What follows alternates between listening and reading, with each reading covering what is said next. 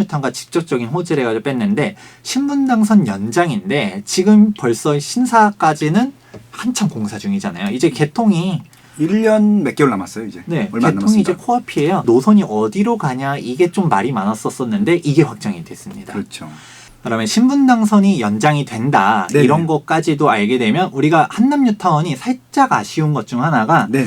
위치는 되게 좋아요. 한남대교 건너서 뭐 바로 반포고 압구정이고 이런 것까지는 좋은데 네네. 지하철이 바로 강남으로 가는 게 부족했었던 것이죠. 그렇죠. 거기 지금 경유중앙선 한남역 하나 있네요. 한 3구역 근처에. 네. 그런데 신분당선 연장이 해소할 수 있을 만한 네.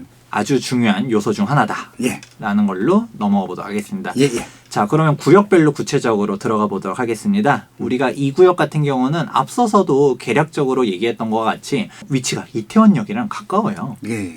그리고 워낙 이제 상권들도 활성화돼 있고 한남뉴타운이 이전부터 하셨었던 그 동네에 있었던 부동산 사장님들은 한남뉴타운 2구역을 전통적으로 되게 좋아했었어요. 한남뉴타운 2구역 조합원이신 분들이 되게 많거든요. 한남뉴타운 2구역을 되게 딱 좋아했었는데 사실 막상 지나고 보니까 오히려 2구역은 좀 지지부진하게 됐었었고 3구역이 빨리 가고 5구역은 사실 예전에는 그렇게 좋아했던 구역이 아니었었는데 오히려 한강조망이라든지 이런 것들이 뜨게 되고 신분당선 연장도 동빙고역이 들어서게 되면서 이런 역에 대한 부분들도 해소가 되다 보니까 5구역이 팍 뜨면서 이렇게 됐지만 2구역이 전통적으로 위치가 좋았다 이런 부분들도 보시면 좋을 것 같고요. 3구역 같은 경우는 가장 이슈가 많이 됐었죠. 네. 최근에 시공사 선정 이것 때문에 막 말이 많았었는데 작년 말에 됐어야 되는데 아직도 못 하고 있어. 맞아요. 이게 예. 사실 진작에 4월 달에 또 됐었어야 됐어요. 네. 근데 코로나가 막 돌다 보니까 또 연장이 되고 그러면서 사실 이슈몰이가 그때 정말 작년에 제대로 했었었는데 그때 됐었으면 팍 튀어 올라갈 거를 아쉽게 됐다 이런 부분도 있습니다. 뭐 아무튼 그래도 탑3 시공사가 다 붙어 있으니까 맞습니다. 일단 이 시공사들이 정말 열심히 하고 있다는 것 자체만으로도 분명히 가치는 높다라고 볼 수 있을 것 같아요. 정말 재밌었었던 것들이 그때 당시 시공사 수주전이 가관이다 막 이런 얘기까지 나올 정도로 되게 언론에서 참신한 아이디어를 되게 많이 나왔었어요. 맞아요. 뭐 무슨 한강 조망 세대 특화 설계를 해가지고 엄청 늘리겠다. 뭐 제 개인적으로 제일 재밌었던 거는 LTV 규제를 뛰어넘어가지고 이주비 뭐 현대는 100% 뭐 지급하겠다. 뭐 근데 이게 가능하냐 불가능하냐 얘기들이 많은데 내부적으로는 다 검토가 끝났다. 뭐 우리가 보증해서 직접 하겠다. 뭐 자의는 70% 하겠다. 이런 것들도 사실 기존에 없었던 것들이었거든요. 네, 되게 재밌었어요. 또 보면서. 그래서 이게 어떻게 될 것인가 궁금했었고 개인적으로는 대림에서 임대 아파트를 없애겠다라고 했었던 게 예. 제일 궁금했었거든요. 이게 가능해? 라는 생각을 했었는데 나중에 기사 뜨는 것들 보다 보니까 불가능이 아니라고 하더라고요. 그렇죠. 뭐. 이게 실제로도 임대주택이 보통 SH, LH 이런 데서 매입을 하지만 민간 업체에서 매입한 사례도 있대요. 그러니까 이제 대림의 얘기는 그거예요. 우리가 별도의 자회사를 만들어가지고 이거를 매입을 해가지고 나중에 우리가 그냥 임대만 계속 놓든 그냥 뭐 저소득 계층이 아니라 정상적으로 관리를 하든 나중에 매각을 하든 이런 식으로 하면 임대 아파트가 없는 거 아니냐. 사실 서울시에서 이걸 바로 반박을 했었거든요. 안 된다 이렇게 그렇죠. 했는데 내부적으로는 뭐 법적 검토를 끝났다고 했지만 실제 어떻게 될지는 사실 지켜보면 좋을 것 같고 문제는 사실 이게 하도 시공사 수주전이 과열이 되다 보니까 그때 하도 서울시에서 강경하게 나오니까 국토부에서도 얘기 나오고 그러니까 좀 힘을 빼서 가겠다라고 하는데 사실 그때 됐었으면 진짜 이슈몰이를 제대로 했을 뻔했다라는 데가 한남 3구역입니다. 한남 3구역은 특징이 일단 세대수가 제일 커요. 그렇죠. 제일 5,800세대. 크고 5,800세대. 그리고 속도가 제일 빨라요. 네. 2019년도 3월 달에 사업시행 인가를 받으면서 제일 먼저 치고 가는 데가 한남 3구역이다. 이렇게 볼 수 있고요. 그 다음에 4구역 같은 경우는 2257세대. 한남 4구역의 특징은 사업성이 좋아요. 사실 이게 단점은 보통 얘기 안 하지만 솔직하게 얘기를 하자면 한남 2구역, 3구역 같은 경우는 사업성이 별로 좋지가 않아요. 막 쪼갰구나. 그렇죠. 우리가 흔히 말하는 쪼개기. 예. 지분 쪼개기가 엄청 많이 된 데가 한남 2구역, 3구역. 원래 전통적으로 입지가 좋다라고 생각한 데들. 네. 제가 앞서서도 얘기했잖아요. 부동산 사장님 2구역 많이 가지고 네. 있다고. 이런 데들을 막 쪼개기를 열심히 해놓은 거예요. 네. 조합원 숫자가 많다 보니까 그러네요. 사업성이 좀 떨어지죠. 한남 3구역 다시 보면 방금 전에 5,800세대인데 조합원 수만 거의 4,000명 가까이. 그러네요. 한남뉴타운이 전체적으로 사업성이 좀 별로 안 좋지만 그 와중에 4구역이 사업성이 좋아요. 그래서 사업성을 중요시하는데 한남 뉴턴에 가고 싶다 하시는 분들은 4구역에 주목해 주시면 좋을 것 같습니다. 마지막으로 5구역은 사업성이 괜찮아요. 네. 4구역만큼은 아니지만 사업성이 괜찮은데 이 5구역의 특징 같은 경우는 앞서 얘기했던 것과 같이 평지고 그리고 초고층도 지어지고 그리고 한강을 바로 앞에 들어서다 보니까 이런 부분들이 상징적인 곳입니다. 건축 심의가 실제로 진행돼봐야지 알겠지만 이쪽 구역 조감도는 완전 초고층이 하나 있잖아요. 네. 여기가 상업지역이에요. 그래서 그렇죠. 이렇게 지을 수가 있게 되는 건데 크게 이제 짓게 되면 한강 조망에 대한 세대수도 늘어나고 이런 부분 대비되는 게 바로 상구역이랑 좀 대비가 돼요. 우리가 재개발 지역 같은 경우는 속도가 빨리 진행되는 게 생명인데 한남 뉴타운 같은 경우는 전체적으로 좀 오래 걸렸었죠. 네. 그러니까 사람들이 재개발 지역 보면 한남 뉴타운 보면서 여기 왜 이렇게 오래 걸려? 재개발 전체적으로 또 오래 걸린다고 생각하시는 사람들 많은데 이슈가 붙으면 오래 걸려요. 그렇죠. 대표적으로 한남 뉴타운 3구역 같은 경우는 원래 고층으로 막 지으려고도 막 했는데 서울시에서 우리가 2030 서울 플랜에서 최고층 수 35층으로 규제를 했었잖아요.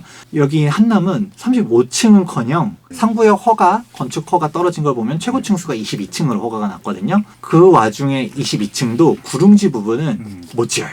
구릉지 부분은 저층으로 이렇게 지어지게 되는 게 바로 뒤에 남산 조망 경관을 네. 침해하면 안 된다 이런 식의 얘기들이 나왔었던 게 한남 뉴타운이었는데 조합원들도 싸우기보다는 시간이 너무 오래 끌어가니까 그냥 서울시 의견을 따르자 수용해가지고 간 게 지금 현재 사업시 인가를 받은 거고 네. 그 다음에 다른 구역들은 어떻게 진행될지 앞으로 보시면 좋을 것 같습니다.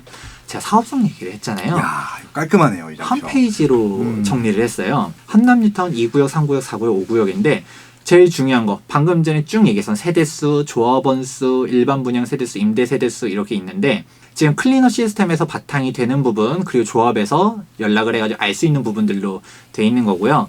중요한 거 우리가 사업성이라 얘기하는 거는 바로 일반 분양 비율이에요. 네. 제일 정확한 거는 조합원 수 대비 일반 분양 세대수의 비율을 보는 게 가장 정확해요. 임대주택이 많으면 뭐 좋을 게 아니잖아요. 보니까 전체 총 세대수에서 일반 분양 세대수 이렇게 얘기하는 사람들도 있지만 조합원 수가 몇 명인데 여기서 일반 분양하는 게 몇 세대다. 그게 그렇죠. 중요한 거죠. 그래야지 일반 분양에서 수익 금액을 조합원 몇 명이 나눠 가지냐 이런 건데 한남 2구역 같은 경우는 34%.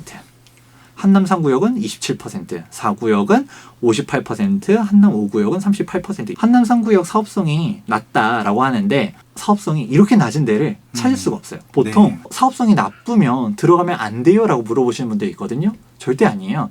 이걸 단적으로 어떻게 보냐? 광명이라든지 상기라든지 우리가 외곽 지역들 얘기했잖아요. 외곽 지역들은 사업성이 좋아요. 아, 그렇죠. 왜냐하면 되게 아이러니한 건데 위치를 주목하지 않았던 데들은 그냥 일명 쪼개기를 안 해놓은 거예요.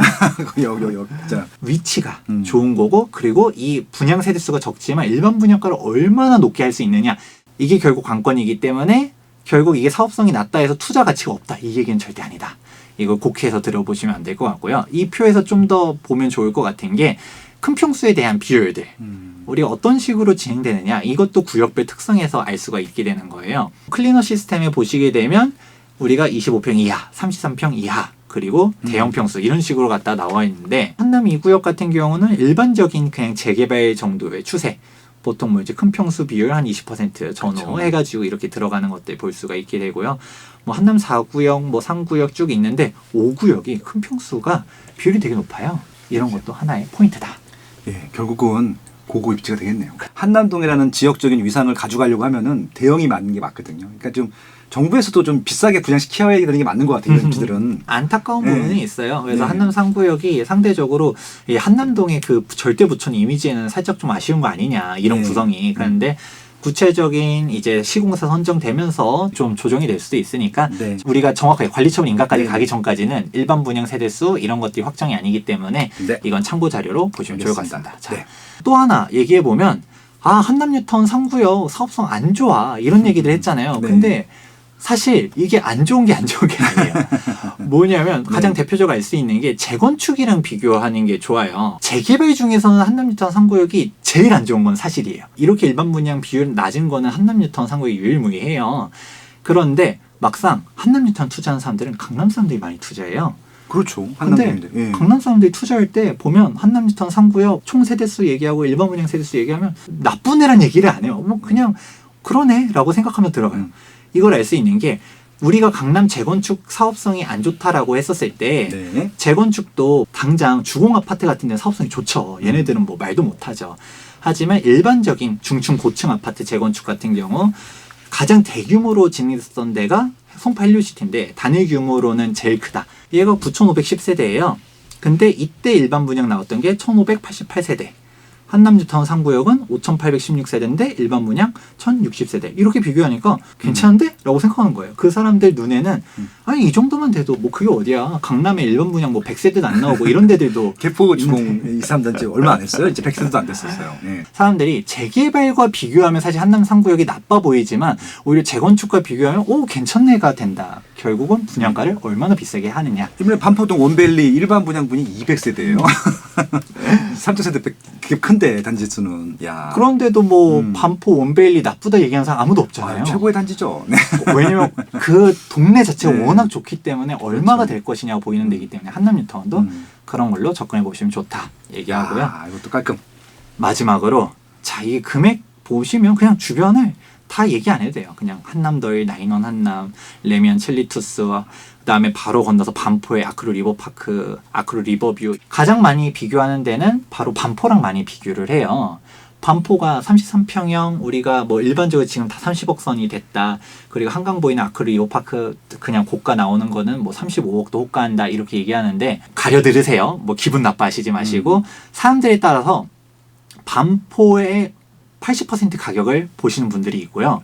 반포랑 동급이 될 거라고 얘기하는 사람들도 있고요. 반포보다 더 비싸질 거야 라고 얘기하시는 분들도 있어요. 여기서 더 비싸질 거라 얘기하는 사람들은 이런 개발 호재들을 무시할 수 없다. 제가 얘기했었잖아요. 이 용산민족공원 90만 평의 공원들이 싹 들어서게 되면 센트럴파크, 하이드파크와 같이 절대 부촌이 용산이 될 것이다. 그리고 이미 주변이 워낙 다 비교가 안 될 정도의 부촌이다 보니까 더 비싸질 거다라고 얘기하는 사람들이 있는데 그러면 가장 보수적으로 반포의 80% 가격만 보더라도 30억은 보이는 거예요. 그렇죠. 33평 아파트가 30억은 될 것 같다. 그러면 얘를 투자를 어떻게 접근하느냐? 이거예요. 지금 현재 투자 금액이 한 13억 정도 한남 3구역이 들어가거든요. 그건 총매간이 뭐니 다 들어가도 뭐 한 17억 정도 이렇게 들어간다라고 가정을 하는 거죠.